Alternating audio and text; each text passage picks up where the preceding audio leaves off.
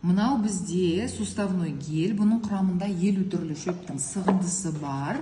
Бұл ежелгі Қытай Тибет медицинасының рецепті бойынша жасалған, және де қазіргі современный технология дейміз. Мына жерде турмалиновый шарик, 5 түрлі ролигі, массажный роликтері бар. Ауырып тұрған буындарыңызға, сүйектеріңіз қақсаса, именно осы роликтер арқылы 5 минут тоқтамай массаж жасаймыз.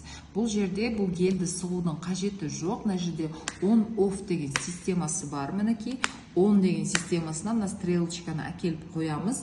Содан кейін жай ғана сілкейміз де, мінекей осылай жаға береміз. Көрдіңіздер ме? Өстіп жаққан кезде өзі порционны гельді түсіріп отырады. Кемінде 5 минут өстіп жағамыз. Сол 5 минуттың ішінде бұл гельді мына роликтер сүйекке дейін жеткізеді, сүйекке дейін сіңіреді екен.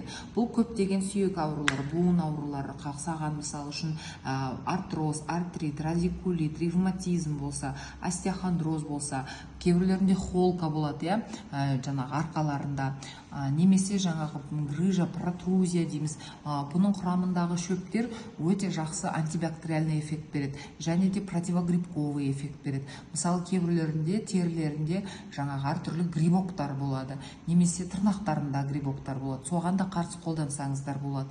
Бұған да отзывтар өте көп күнделікті келіп жатыр партнерларымыздан, өте керемет.